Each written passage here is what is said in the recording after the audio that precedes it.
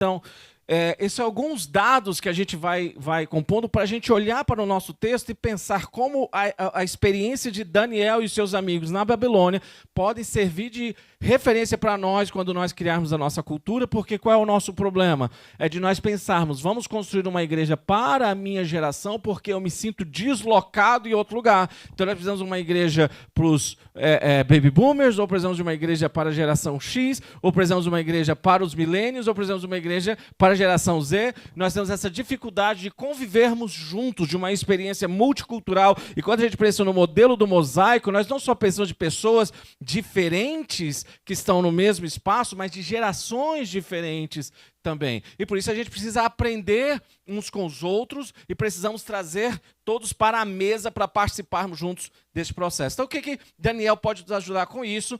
E hoje vamos falar sobre pertencimento.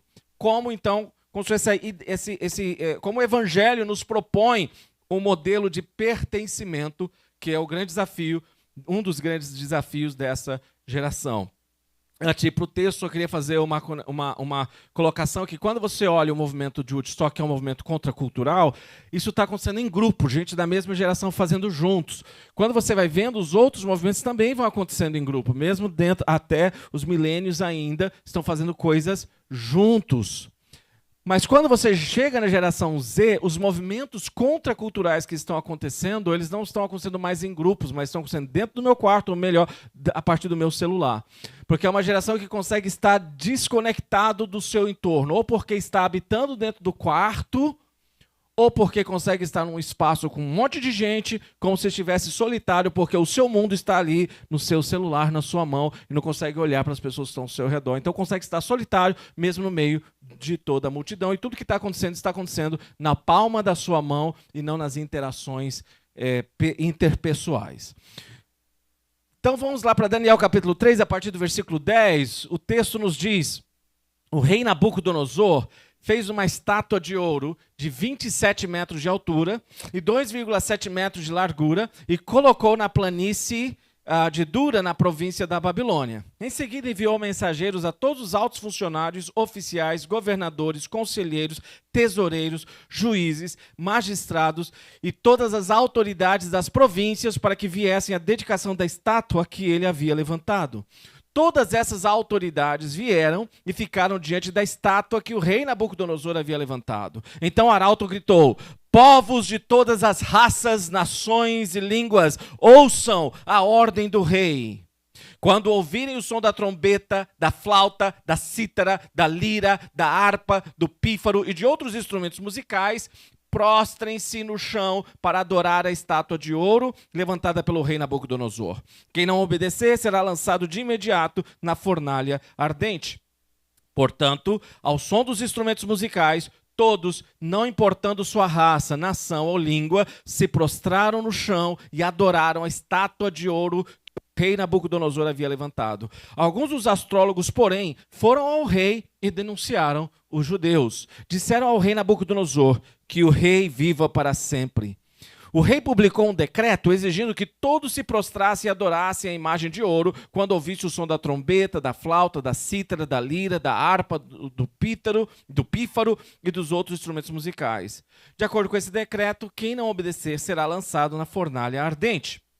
Alguns judeus, Sadraque, Mesaque e Abednego, que o rei encarregou da província da Babilônia, não lhe dão atenção, ó rei. Recusam-se a servir seus deuses e não adoram a estátua de ouro que o rei levantou. Então Nabucodonosor se enfureceu e ordenou que trouxessem Sadraque, Mesaque e Abednego. Quando eles foram conduzidos à presença do rei, ele lhes disse: Sadraque, Mesaque e Abednego, é verdade que vocês se recusam a servir meus deuses e a adorar a estátua que levantei? Eu lhes darei mais uma chance de se prostrarem e adorarem a estátua que fiz quando ouvirem o som dos instrumentos musicais. Se, contudo, vocês se recusarem, serão lançados de imediato na fornalha ardente. Então, que Deus será capaz de livrá-los das minhas mãos? Sadraque, Mesaque e Abednego responderam: ó Nabucodonosor, não precisamos nos defender diante do rei. Se formos lançados na fornalha ardente, o Deus a quem servimos pode nos salvar. Sim, ele nos livrará de suas mãos, ó rei. Mas Ainda que ele não nos livre, queremos deixar claro, ó rei, que jamais serviremos seus deuses ou adoraremos a estátua de ouro que o rei levantou. Nabucodonosor se enfureceu tanto com Sadraque, Mesaque e Abednego que o seu rosto ficou desfigurado de raiva. Então ordenou que a fornalha fosse aquecida 7 vezes mais do que de costume. Deu ordens também para que alguns dos homens mais fortes de seu exército amarrassem Sadraque, Mesaque e Abednego e os lançassem na fornalha ardente. Eles o amarraram e as lançaram na fornalha inteiramente vestidos com túnicas, turbantes, mantos e outras roupas. Uma vez que o rei em sua ira havia exigido um fogo tão quente na fornalha, as chamas mataram os soldados que jogaram os 3 lá dentro. Assim, Sadraque, Mesaque e Abednego, amarrados, caíram nas chamas intensas. De repente, porém, o rei Nabucodonosor se levantou espantado e disse aos conselheiros: não foram 3 os homens que amarramos e lançamos na fornalha? Sim, ó rei, eles responderam. Olhem, disse Nabucodonosor, vejo 4 homens desamarrados andando no meio do fogo sem se queimar, e o 4º homem se parece com o filho de deuses. Então Nabucodonosor se aproximou o máximo que pôde da porta e gritou: Sadraque, Mesaque e Abednego, servos do Deus Altíssimo, saiam e venham aqui. Sadraque, Mesaque e Abednego saíram do meio do fogo. Os altos funcionários, oficiais, governadores e conselheiros se juntaram ao redor deles e viram que o fogo não os havia tocado. Nem um fio de cabelo na cabeça deles estava chamuscado e suas roupas não estavam queimadas, nem sequer tinham cheiro de fumaça. Então Nabucodonosor disse: louvado seja o Deus de Sadraque, Mesaque e Abednego. Ele enviou seu anjo para livrar seus servos que nele confiaram. Eles desafiaram a ordem do rei, estavam dispostos a morrer em vez de servir ou adorar qualquer outro Deus que não fosse seu próprio Deus. Portanto, faço este decreto: se qualquer pessoa, não importa a sua raça, nação ou língua, disser uma palavra contra o Deus de Sadraque, Mesaque e Abednego, ele será despedaçado, sua casa transformada num monte de escombros. Não há outro Deus capaz de livrar desta maneira. Então o rei promoveu